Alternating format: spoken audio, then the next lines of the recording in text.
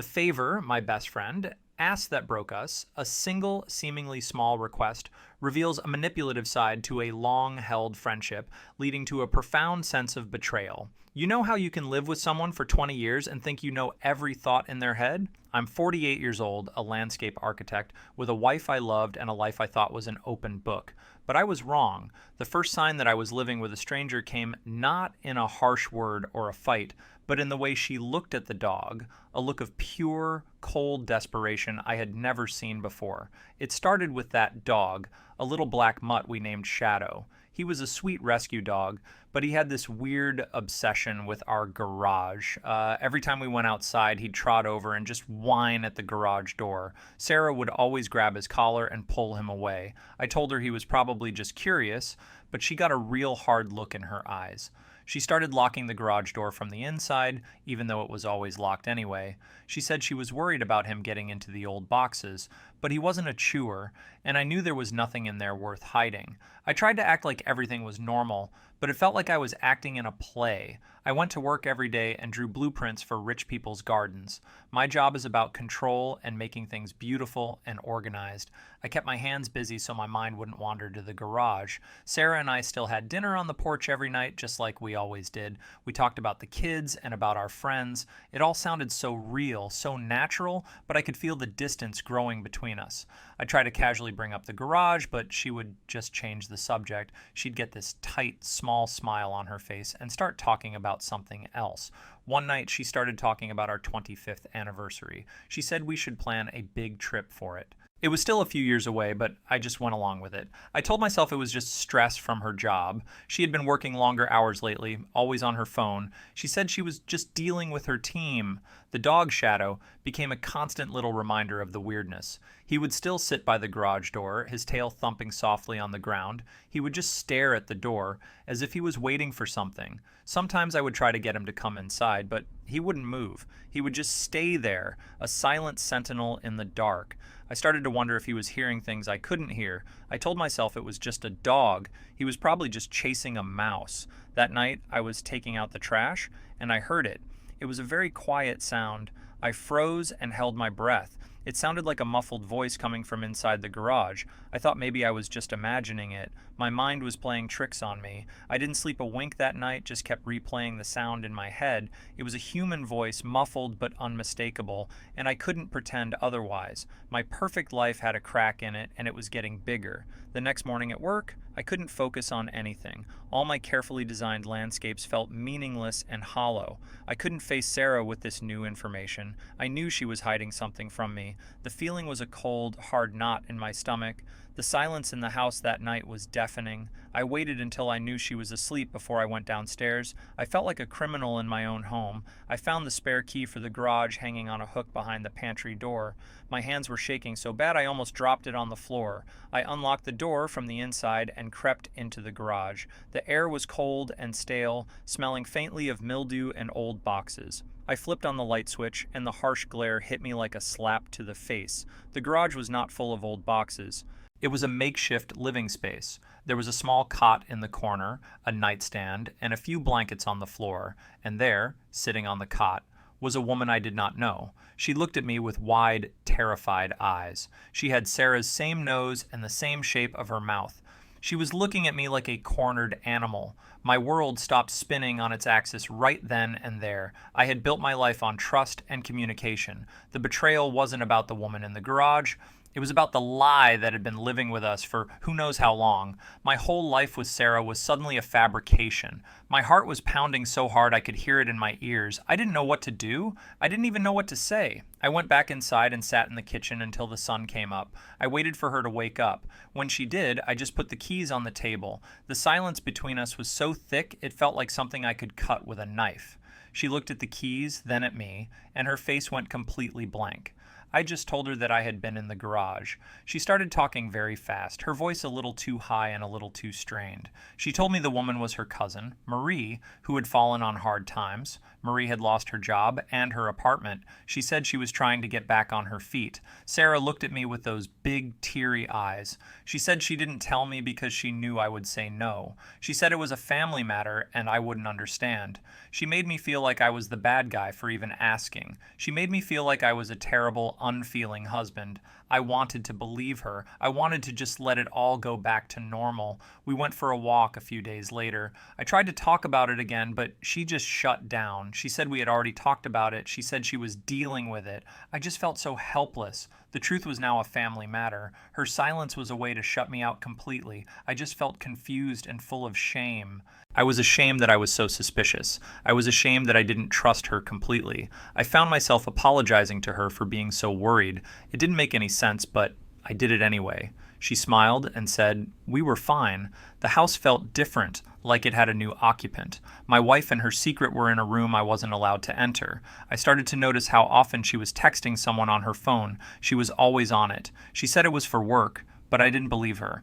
The other night, her phone lit up and I saw a text notification. It was from a contact named Jay. The text said, "He found out about her, but he believed the story."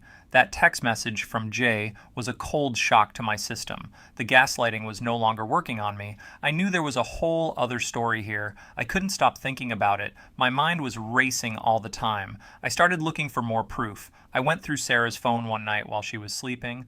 I felt so dirty and so low. It was the most invasive thing I had ever done. The contact Jay was actually a fake name. The real contact name was John, her brother. I scrolled through the messages and a sick feeling grew in my stomach.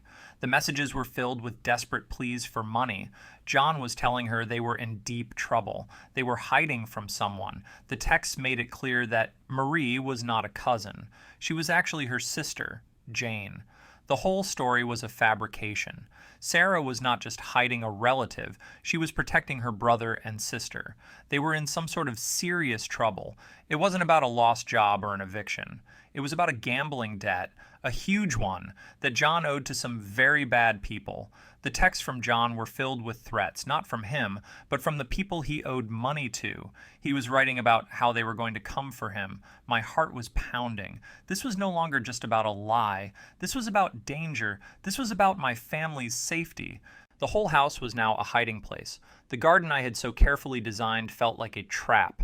I felt like a fool. I had been so naive. I was a landscape architect who couldn't see the landmine in his own backyard. My wife was living two separate lives. She was my wife, but she was also a liar. I felt so alone. I couldn't talk to anyone. I couldn't talk to her. My mind was a whirlwind of panic. The next day, I heard them talking in the garage. I pressed my ear to the door and listened. I heard her sister's quiet voice say a name. She said that a man named Sergei was getting impatient. The sound of that name, Sergei, was the final pin in the coffin of my old life. The lie was so much bigger than I ever imagined. I couldn't pretend any longer. I went inside and looked at my wife.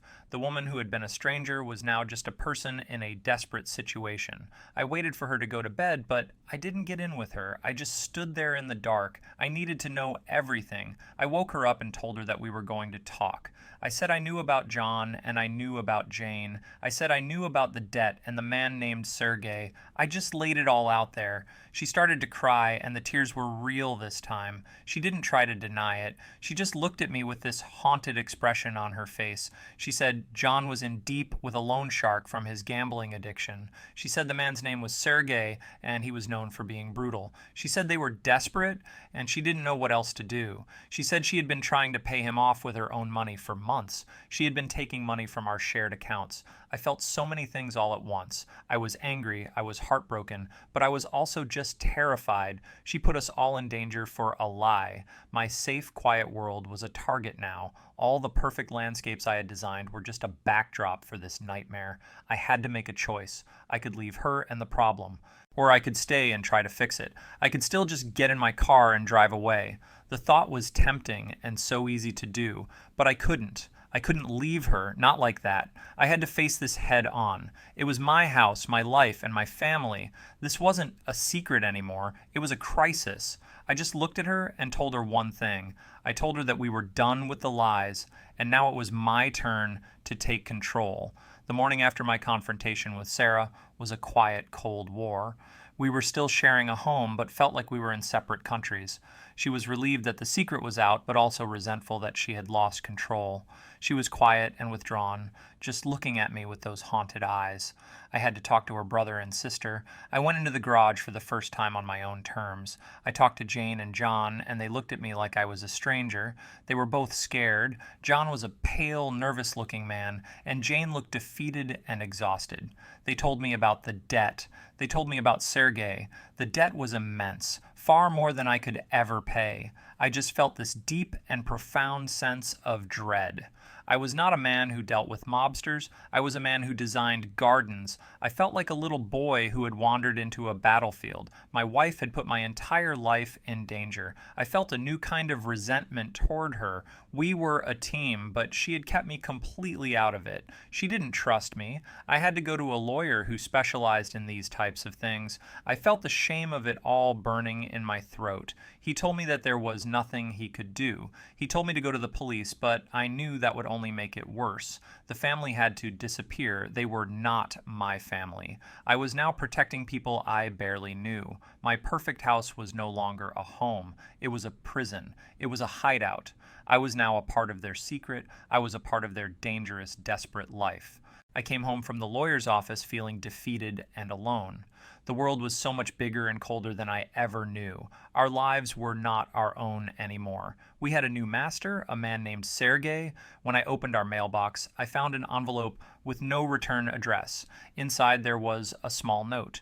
The note said, "The dog is not a very good guard." The note was short, but it felt like a gunshot in our quiet suburban street. It told me everything I needed to know. The man, Sergei, had been watching us all along. He had been watching my wife and her family. He had been watching my kids coming to visit. He had been watching my dog in my yard. He knew about my perfect world and was now trying to destroy it. The fear I had felt was now gone, replaced with a cold and steady fury. This was not a problem to solve. This was a war to win. I was not going to be a victim. I was not going to run. I was going to fight back. I didn't tell Sarah what I was doing. I was on my own. I wasn't just doing this for her anymore. I was doing it for me. I wanted my life back. I wanted my house back. I used my landscape architect connections to find a new kind of information. I had spent my life building structures, and now I was going to use that knowledge to dismantle someone else's.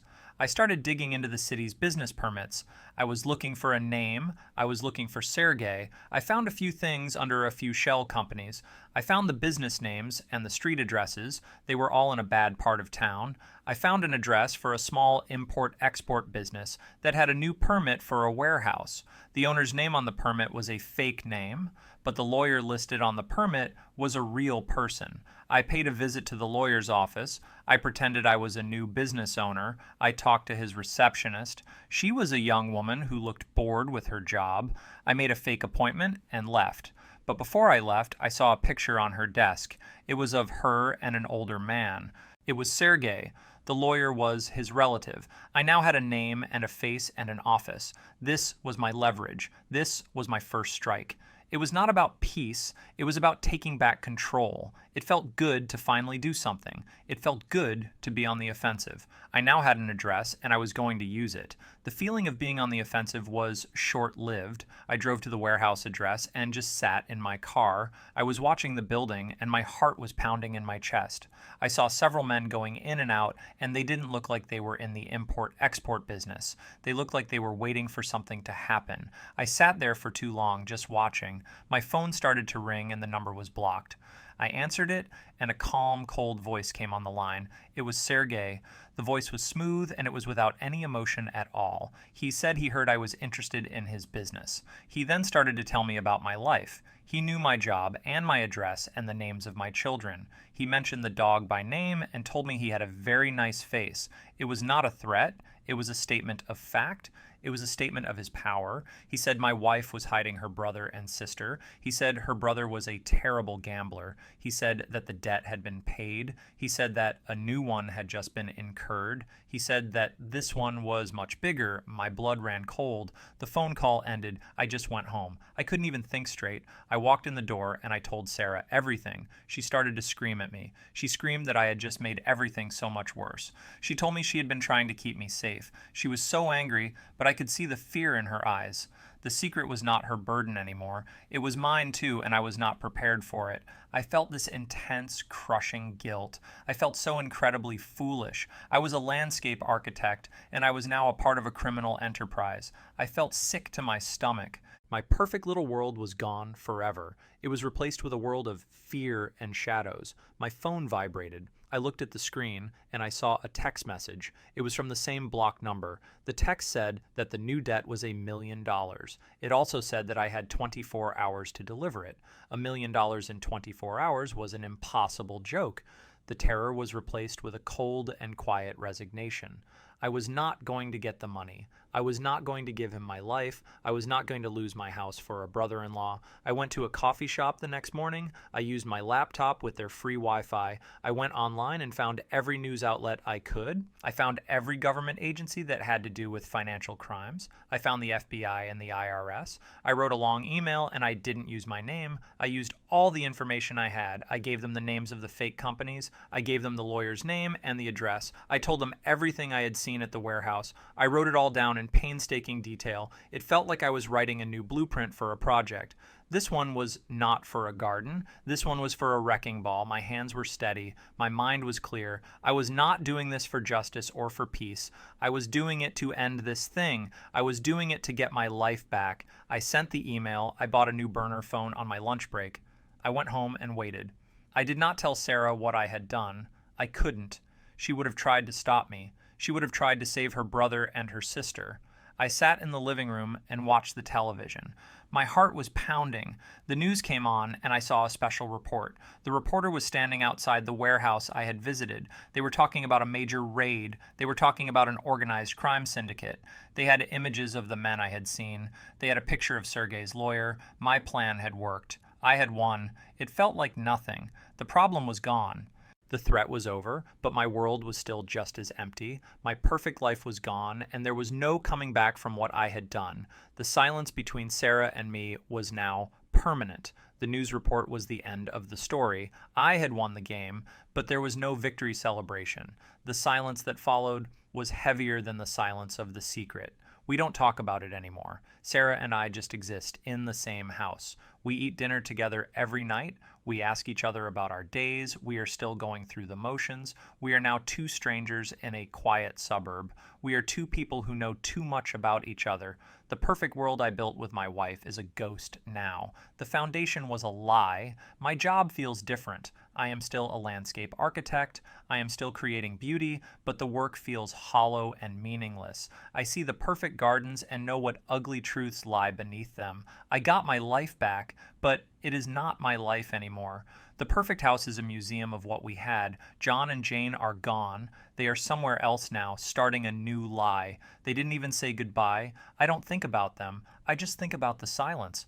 I am a different man. The old me, the man who was naive and trusting, is gone forever. He died the night I heard that voice in the garage. There is no recovery or reflection. There is only this empty quiet.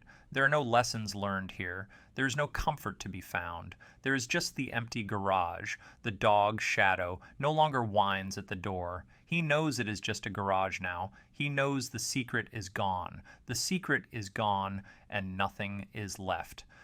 If you enjoyed this video, support it with a like, subscribe to the channel, and leave a comment with your thoughts. Your reaction helps me create new stories.